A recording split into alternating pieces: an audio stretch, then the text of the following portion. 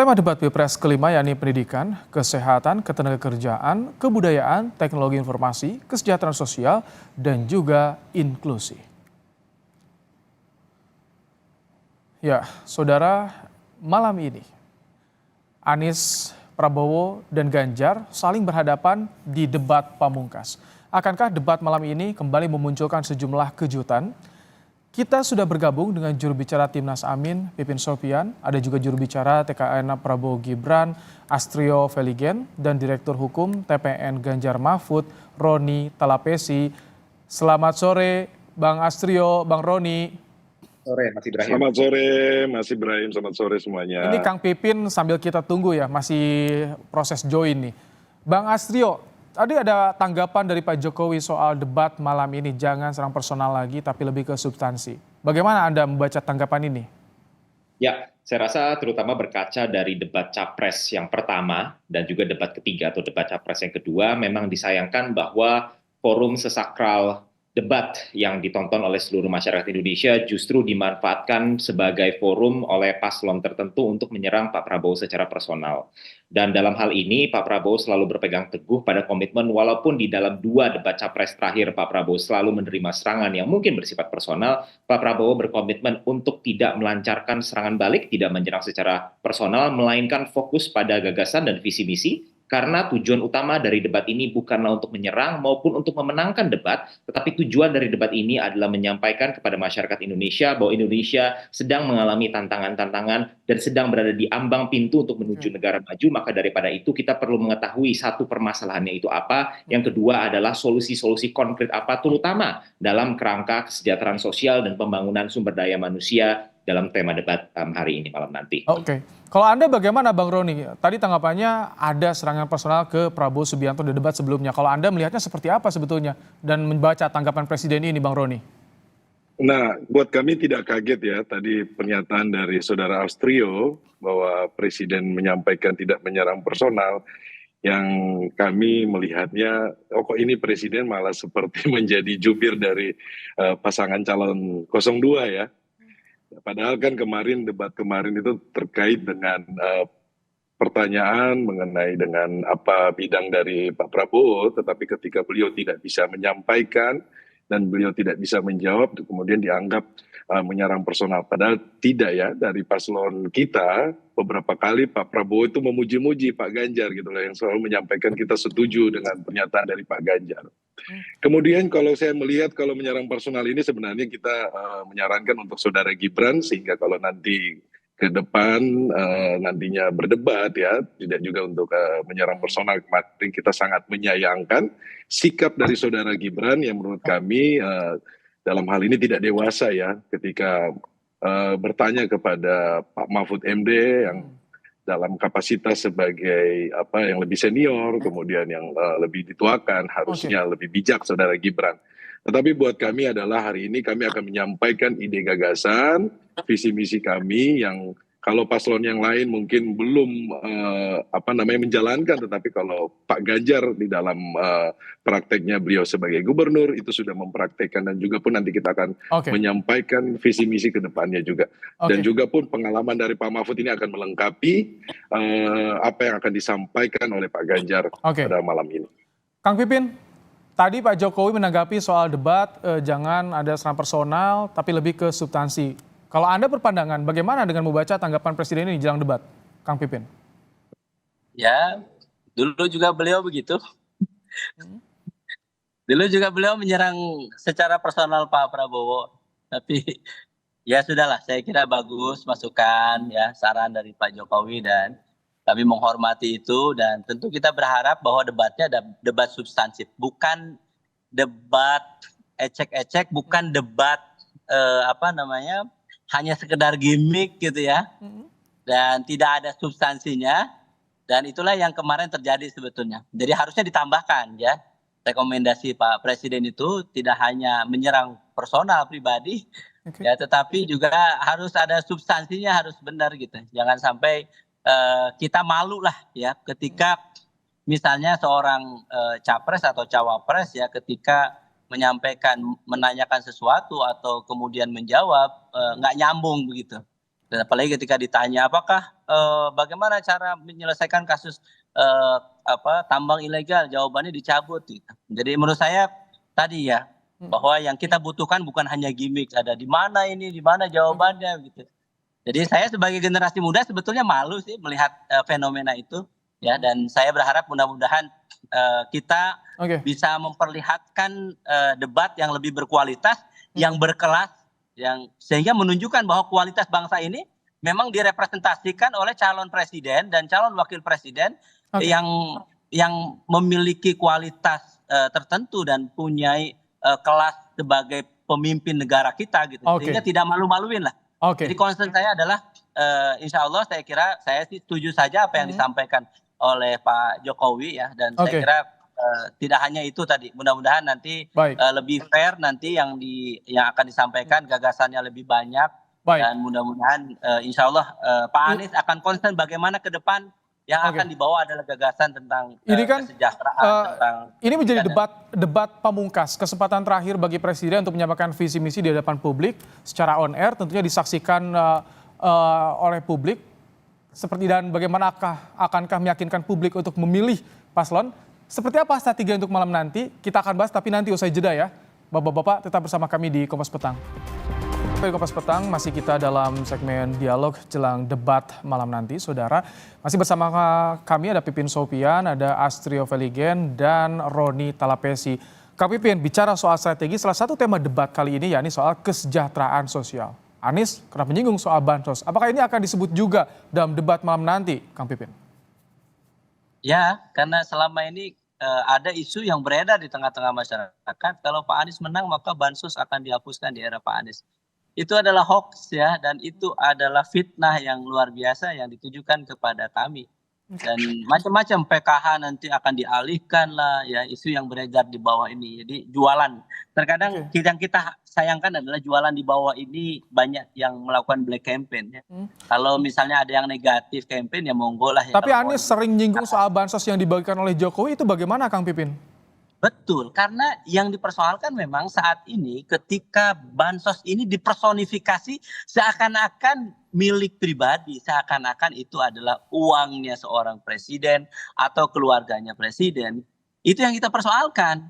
Jadi kita ingin fair, sebagaimana di DKI Jakarta ketika Pak Anies Baswedan menjadi gubernur DKI, maka bansos itu dituliskan ini adalah bantuan dari Pemprov DKI Jakarta yang merupakan sumbernya dari uang dana pajak untuk masyarakat. Jadi bukan dinisbatkan atau dipersonifikasi seakan-akan ini adalah bantuan pribadi dan kemudian ditempel dengan stiker atau dengan posternya calon tertentu sehingga menguntungkan pihak tertentu.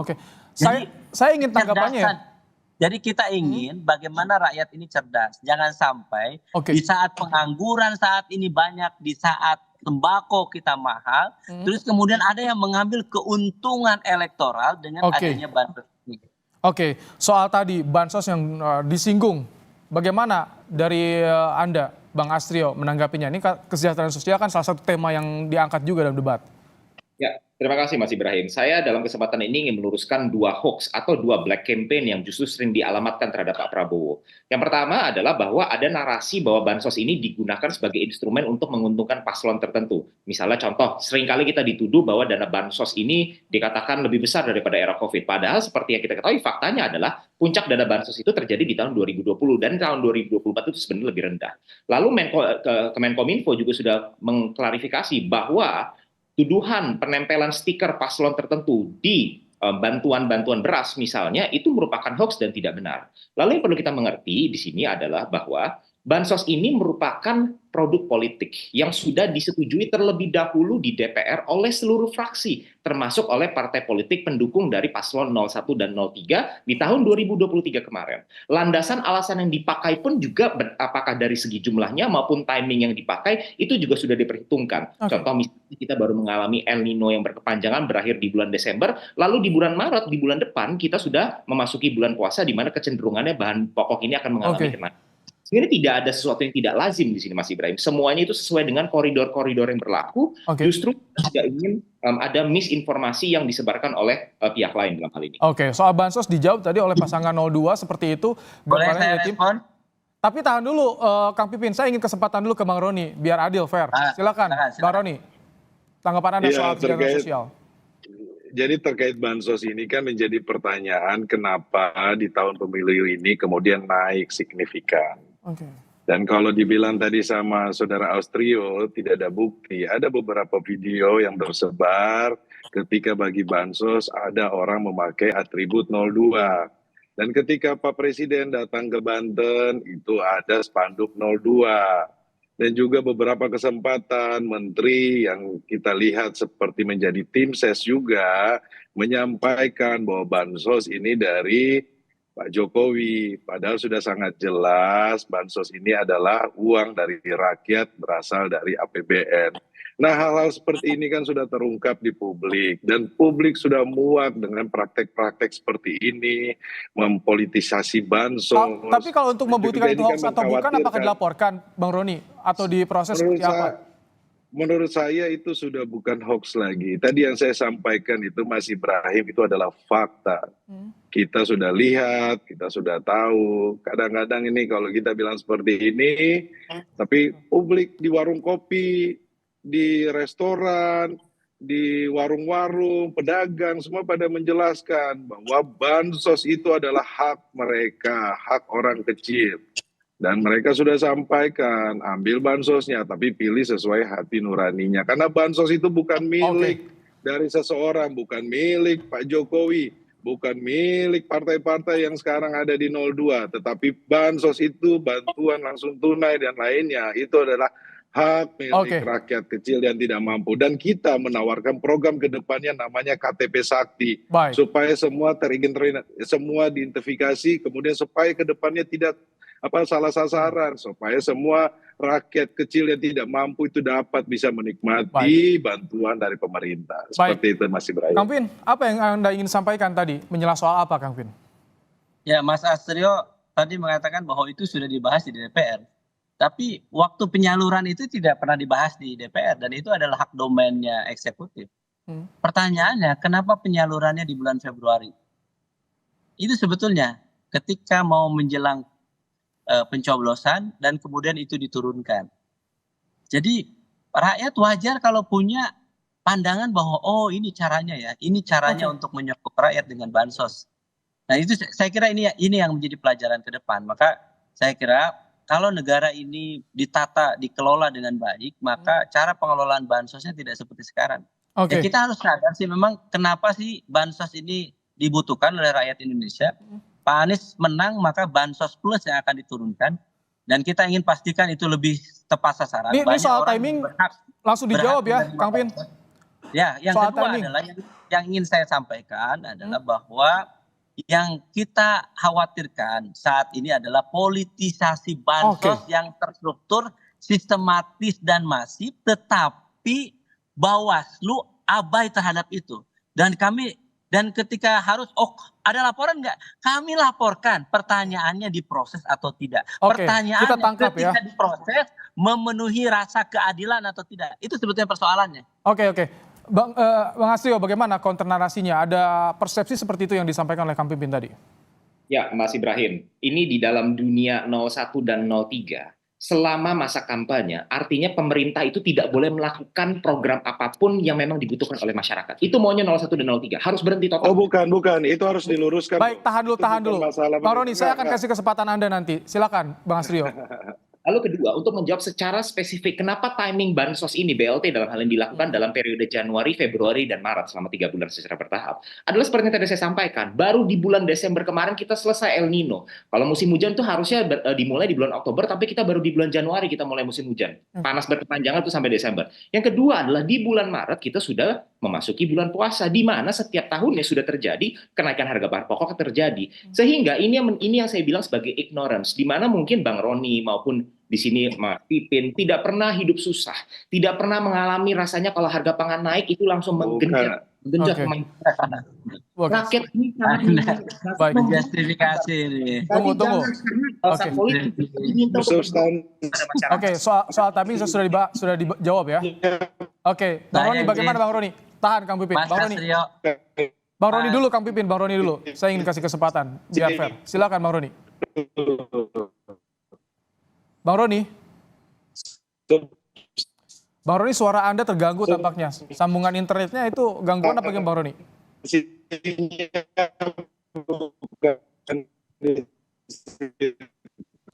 Sebentar Bang Roni, kita akan perbaiki sedikit. Silakan Kang Pipin dulu. Bang Roni tampaknya gangguan tadi. Mas Astrio ini kan bukan caleg, ya. Jadi interaksi dengan masyarakatnya bukan alek. Jadi interaksi sama masyarakatnya kurang intens. Nggak paham bagaimana kondisi di masyarakat. Saya setiap hari saya ketemu dengan ribuan masyarakat, para pemilih saya, dan saya dengarkan apa persoalannya saat ini. Lapangan pekerjaan. Yang kedua adalah sembako mahal. Terus kemudian saya kasih Bapak Ibu saat ini bansos dibutuhkan betul. Tapi ketika dikasih pilihan Bapak Ibu mau bansos atau mau lapangan pekerjaan atau mau modal usaha, mereka sebetulnya menghindari bansos. Mereka juga punya martabat sesungguhnya, ya. Yang mereka butuhkan adalah lapangan pekerjaan. Tapi Yang kalau tadi soal sekarang bansos sudah gagal, diketok, sudah disetujui bagaimana? Yang saat ini gagal yang dilakukan oleh pemerintah saat ini. Pemerintah lebih asik menggunakan banyak proyek padat modal sehingga tidak menyerap lapangan pekerjaan. Pemerintah lebih banyak menggunakan tenaga kerja asing dibandingkan tenaga kerja dalam negeri kita. Jadi itu yang menurut saya persoalan kita. Dan saat ini sudah ada bansos di tengah-tengah kita. Baik. Monggo Kami tangkap ya. tapi tolong jangan dipolitisasi bahwa seakan-akan bansos ini adalah kami untuk tangkap mendukung Kang Pipin. paslon Saya kasih kesempatan 02. ya Bang Astrio untuk menjawabnya. Seperti apa? Ini karena durasi terbatas juga. Bang Astrio silakan. Tanggapannya tadi. Saya rasa narasi secara umum bahwa bansos ini dipolitisasi sudah terpatahkan secara alami. Kalau dikatakan tadi penduduk butuh lapangan pekerjaan, yang lebih tepatnya adalah masyarakat butuh semuanya, Mas. Mas Ibrahim, bansos itu sifatnya langsung. Kita menyuntik liquidity ke dalam ekonomi. Orang bisa langsung spend uang tersebut untuk membeli beras, untuk beli minyak goreng. Pekerjaan itu diciptakan, itu dibutuhkan untuk sustainability, yang juga sudah digaungkan oleh pasangan Prabowo Gibran. Di dalam visi misi kita akan menciptakan 19 juta lapangan pekerjaan baru melalui hilirisasi multisektor, dan itu merupakan kekeliruan kalau dikatakan kita anti padat karya. Dalam visi misi kita sangat jelas, kita welcome dengan padat modal, kita welcome dengan padat karya, tetapi rakyat Indonesia tidak boleh dieksploitasi hanya untuk gaji murah saja. Kita ingin masyarakat kita naik kelas dan catatan. Kita tangkap apa yang disampaikan oleh dari 02. Bang Roni, terakhir bagi Anda, silakan. Tadi terganggu Bang Roni. Oh iya, menurut saya tadi Mas Astrio tidak bisa menjawab ya yang saya sampaikan ketika ada bagi-bagi bansos di situ ada gambar 02. Ketika ada bagi-bagi bansos ada yang berpakaian 02. Dan ketika bagi-bagi melalui salah satu lembaga kementerian itu ada stiker dari 02. Sebenarnya itu hal yang sangat bisa dijawab oleh teman-teman 02. Kenapa sampai seperti itu terjadi dan itu tersebar luas dan beberapa media mainstream seperti majalah yang kita sering baca menyampaikan ada bocoran, itu sudah sangat jelas bahwa banyak fakta-fakta di lapangan seperti itu. Jadi menurut saya teman-teman dari 02 baiknya memang kalau mau bertanding, mau mengikuti pemilu ini, ayo kita jaga komitmennya bersama. Kita harus jurdil dan luber, itu harus kita junjung tinggi bersama. Jangan kita narasi-narasi atau gimmick-gimmick yang sehingga masyarakat kebingungan. Ini bangsa kita ini mau dibawa ke arah kemana gitu. Oke, kita tunggu debat terakhir untuk calon presiden akan digelar malam nanti. Seperti apa publik bisa yakin terhadap pilihan mereka, kita akan tunggu tentunya. Terima kasih Kang Pipin, Bang Astrio, Bang Roni telah meluangkan waktu di Kompas Petang sore hari ini.